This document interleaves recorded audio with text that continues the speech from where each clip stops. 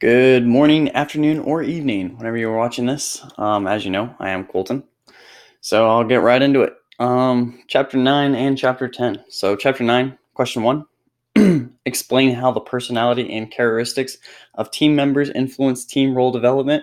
How does the individual work out the role to balance the expectations of others or self and others? So, on page 1 or 9.1.2, it talks about how researchers have been interested in studies or studying how to make teams function better. The more attributes a team has, the more likely it'll be effective. So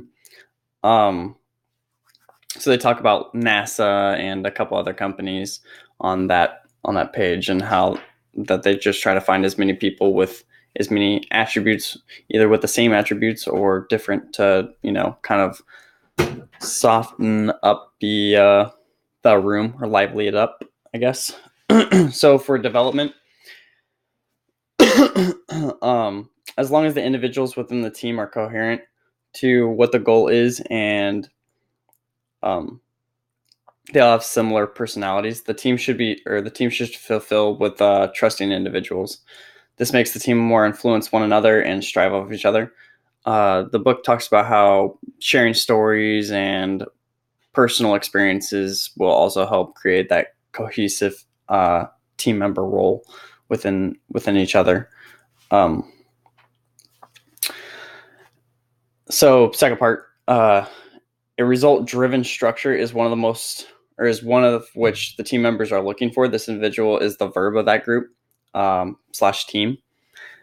They are the action that is required to continue on. This prevents teams from having ineffective meetings by staying on topic and not deviating from the normal. This also helps develop a clear sense of roles and responsibilities of each team member, as the book says. So, and that's all I have for question 1. So moving on. Question 2. Examine how a manager should enhance cohesiveness within a team in order to achieve and accomplish the team's tasks and goals. Discuss the differences between cohesive and incohesive teams. For that one, I have on page 9.3.5, the book talks about team cohesiveness, or that's where it starts. So a manager should be able to enhance the cohesiveness within the team by using a descriptive approach, which details patterns that tend to occur at various phases of a team's development. You also have the functional approach, which focuses on how effective team members meet task requirements and the way that they communicate with each other, or with other team members. And prescriptive approach, which offers prescriptions or recommendations for precise strategies that effective teams should employ. So the differences between cohesive and incohesive teams. So a lot of you may have worked with incohesive teams. In the Marine Corps or in the military, usually you have unit cohesiveness, and that can create, you can definitely see the cohesiveness within those groups. So for cohesiveness, you want to be able to have that, the sharing of the stories and personal experiences and all that information. That just really builds up individuals, and it makes others trusting, or it makes them feel, more attached to the other person. Teams that are not cohesive typically don't have a clear shared goal. They use team members that they have team members that don't like other team members. So those individuals usually just run a self role. So at work, maybe they work alone. So they're not used to having to work with other team members.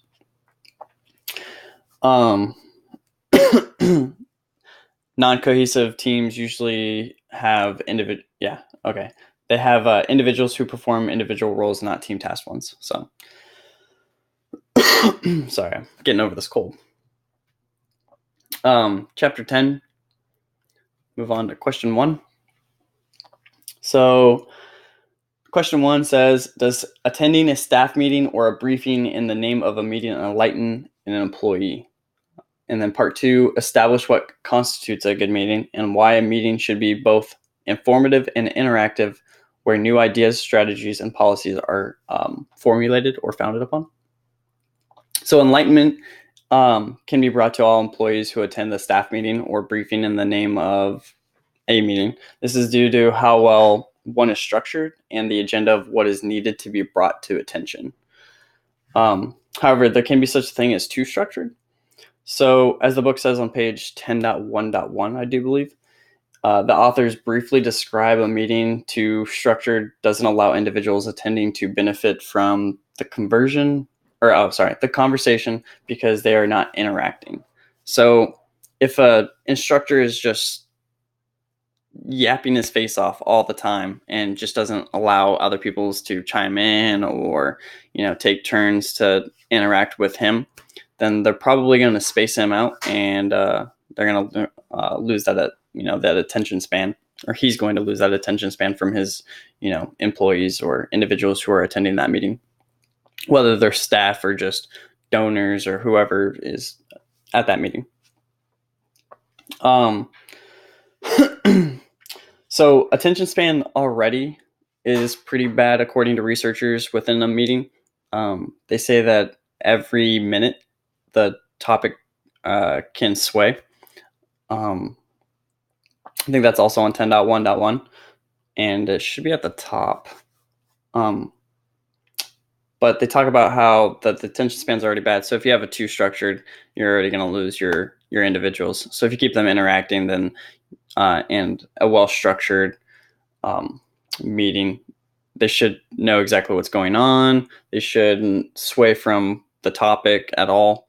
So it'll just make sure that everyone knows what's pretty much going on. So, what constitutes a good meeting versus a terrible one? That everyone learns. So everyone learns what the end goal is of the meeting, or what the initial intention was for that meeting. If the goal is to learn about ways to improve fiscal training, let's say, but the topic is, how your wives and children are doing, then the meeting probably didn't go as well as, as it should have. So, but if your meeting is about fiscal training or some sort of, yearly net profit, and your end goal is in order to improve that fiscal training or that yearly profit, and your meeting probably went pretty well. And especially if you gained solutions to that problem, if you had a problem there in the first place. Just because it's in the meeting doesn't mean that it's actually a problem. So it could be a meeting just to let everyone know, hey, this person did a good job. It could also be certificates. Could be just, letting everyone know that they're doing a great job this quarter, or etc. So keeping individuals involved in the meeting prevents individuals from talking to one another and interrupting. This can also help with the brainstorm, with everyone bringing in any new ideas. Any ideas doesn't have to be a bad idea. More likely, everyone will agree with some sort of solution. So question 3. Discuss the various techniques of brainstorming. Explain how each technique is interrelated and used along the traditional methods. So on page 10.3.2, the book introduces brainstorming. Not that a lot of us have never heard of brainstorming, but maybe not a lot of us have used it. Maybe a lot of us have just been in, individual groups instead of team-oriented groups. However, it can be a new concept for some of us. So in a nutshell, it's pulling all of our thoughts and ideas into one area and deciding on picking which one is the best to use. It doesn't have to be one that's the best. It could be 5 out of the 100 ideas that your group came up with or your team came up with. So just keep that in mind. It's a solution strategy. It's also just creating new policies or deciding where to eat. So your family, so your family could just decide, hey, where does everyone want to eat? And that's where your first brainstorming idea comes from, right? So everyone could be like, Subway, KFC, etc. Just name a bunch of different places, and everyone's like, oh yeah, okay, I like Chipotle, or I like Five Guys. So And that's kind of one of the first brainstormings that you might have experienced. So for alternatives to this method, there are 3 which the book specifically use. They include ranking, rating, and voting. So ranking is to tell a team member to rank their top 5 choices from 1 to 5. So you give them 5 ideas or 5 restaurants or whatever the case is, and then you have them rate them from 1 to 5. So let's say KFC is their number 1. So that would be the one that they employ or that they go to. For rating, ask the team members to rate each solution on a scale of 1 to 5.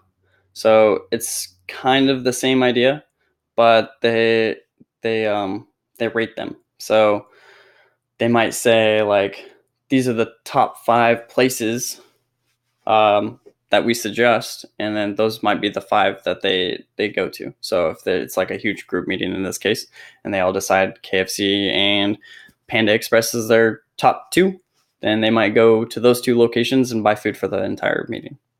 I'm just using food as an example for right now. And voting is remotely the same. It's just team members simply vote for the alternatives that they like. So, and for the second part, explain how each technique is interrelated and used along with traditional methods. So at the bottom of 10.3.2, it shows you a problem solving steps and techniques. So the third one down is generate possible solutions. That's your brainstorming.